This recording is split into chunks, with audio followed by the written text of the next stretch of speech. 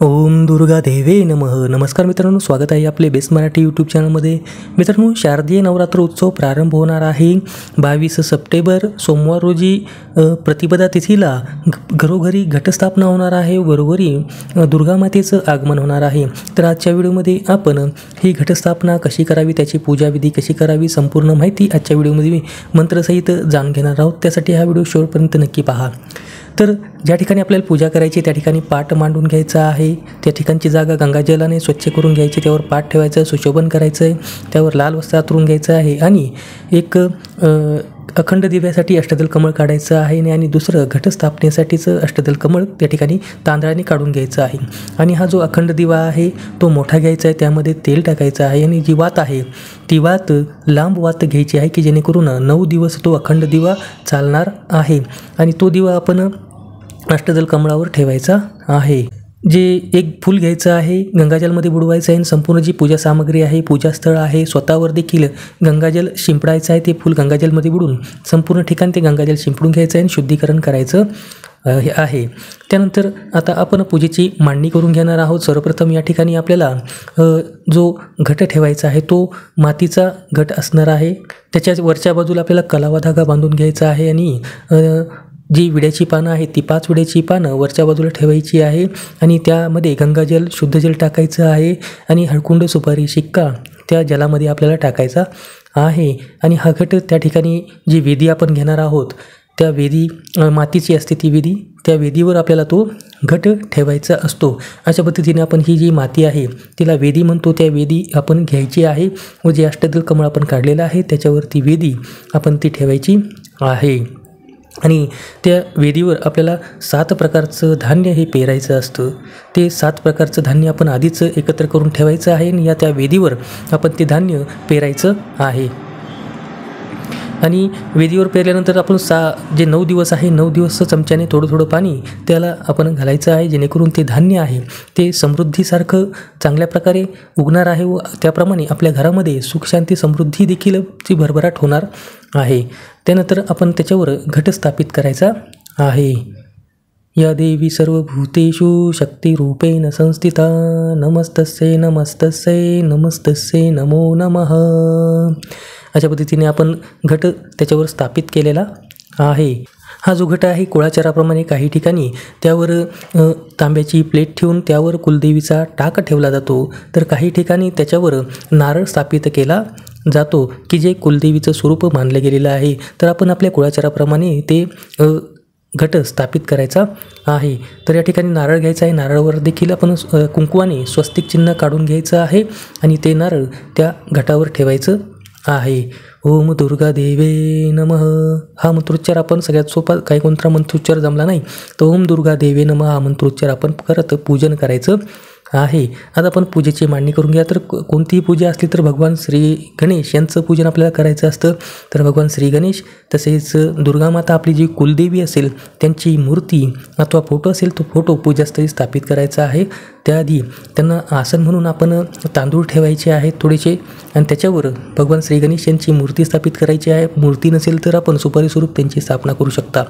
तसेच दुसऱ्या बाजूला दुर्गामातेची फोटो असेल तर फोटो स्थापन करा, नाहीतर मूर्ती असेल तर मूर्ती स्थापित करायचं आहे. आता हे झाली आपण पूजेची मांडणी करून घेतलेली आहे. आता आपण पूजेला प्रारंभ करणार आहोत. तर मित्रांनो, कोणतीही पूजा असली तर आपण सर्वप्रथम दीपपूजन करत असतो. तर सर्वप्रथम आपल्याला दिव्याचं पूजन करायचं आहे की जो कर्मसाक्षी मानला गेलेला आहे. जे आपले पूजन आहे ते देवापर्यंत पोहोचण्याचं काम कोण करत असेल तर तो दीप करत असतो. त्याच्यामुळे सर्वप्रथम दीपपूजन करून घ्यायचं आहे. दिव्याला गंध अक्षता फूल अर्पण करायचे आहे. त्यानंतर आपण प्रत्यक्ष पूजेला प्रारंभ करणार आहोत. तर प्रारंभ करत असताना आपण आवाहन करायचं आहे. तर आपल्या उजव्या हातामध्ये जल घ्यायचं आहे. 3 वेळेस ओम केशवाय नमः, ओम माधवाय नमः, ओम गोविंदाय नमः म्हणून ते ग्रहण करायचं आहे 3 वेळेस आणि 4थ्या वेळेस हातामध्ये जल घेऊन ते पात्रामध्ये सोडायचं आहे. अशा पद्धतीने आचमन केल्यानंतर आपण या व्रताचा 9 दिवसाच्या व्रताचा संकल्प करायचा आहे. पूजनाचा संकल्प करायचा की मी अमुक इच्छेने हे व्रत करत आहे, ते सुफळ संपूर्ण होऊ दे, अशा प्रकारे संकल्प करायचा आहे. त्यानंतर आपण पूजेला प्रारंभ करायचा आहे. स्वतःला अगोदर टिळा लावून घ्यायचा आहे. आणि त्यानंतर सर्वप्रथम आपण भगवान श्री गणेश यांना स्नान घालून घेणार आहोत पंचोपचारांनी. त्यानंतर मातेला पंचोपचाराने स्नान घालणार आहोत. आधी गंगाजलाने स्नान घालायचं आहे, त्यानंतर पंचामृताने स्नान घालायचं आहे, पुन्हा गंगाजलाने आणि त्यानंतर पंचामृताने स्नान घालायचं आहे. अशा प्रकारे स्नान घातल्यानंतर मूर्ती घेऊन आपण स्वच्छ कपड्याने पुसायची आहे आणि ती पूजास्थळी स्थापित करायची आहे. भगवान श्री गणेश यांना स्नान घातल्यानंतर आपण दुर्गामातेच्या मूर्तीला देखील स्नान घालायचं आहे. याच पद्धतीने गंगाजलाने नंतर पंचामृताने.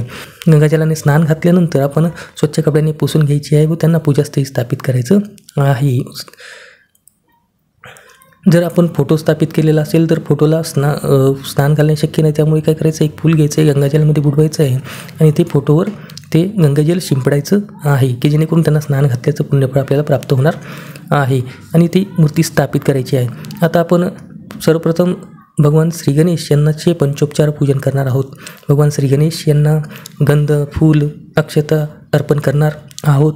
त्यांना त्यांची आवडती दुर्वा अर्पण करणार आहोत. त्यांना जानवे अर्पण करणार आहोत. त्यांना वस्त्र अर्पण करायचे आहेत.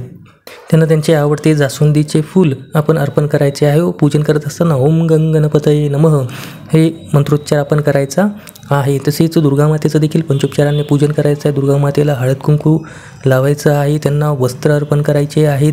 तसेच त्यांना जे सौभाग्य अलंकार आहेत ते सौभाग्य अलंकार अर्पण करायचं आहे आणि तसेच गुलाबाचं फूल असेल तर ते गुलाबाचं फूल आपण दुर्गामातेला अवश्य अर्पण करायचं आहे. आणि दुर्गामातेचं पूजन करत असताना ओम दुर्गा देवे नमः हा मंत्र म्हणायचा आहे.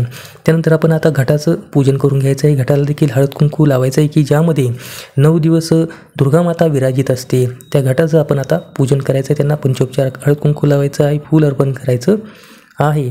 तसेच आपलं जे कापसाचं गेज वस्त्र आहे ते गेज वस्त्र हळद कुंकू लावलेलं ते गेज वस्त्र माताला आपण अर्पण करायचं आहे. घटावर ते अर्पण करायचं आहे.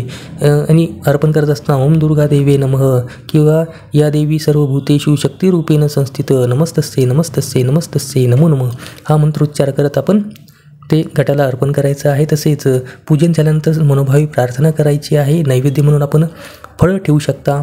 नसेल तर आपण गुळ खोबऱ्याचा नैवेद्य या ठिकाणी मातेला मनोभावे अर्पण केला. काही नसलं तर थोडी साखर वाटीमध्ये ठेवून अर्पण केली नैवेद्य म्हणून तर देखील चालणार आहे. फक्त ते श्रद्धाभाव असणे गरजेचा आहे. तर अशा पद्धतीने आरती करायची आहे. मनोभावी सहकुटुंब हात जोडून प्रार्थना करायची आहे. देवीला नमस्कार करायचा आहे. तर अशा पद्धतीने आपण आपल्या कुळपरंपरेप्रमाणे घटस्थापना करायची आहे. तुम्हा सर्वांना पुन्हा एकदा घटस्थापनेच्या खूप खूप शुभेच्छा. नवरात्री उत्सवाच्या खूप खूप शुभेच्छा. धन्यवाद.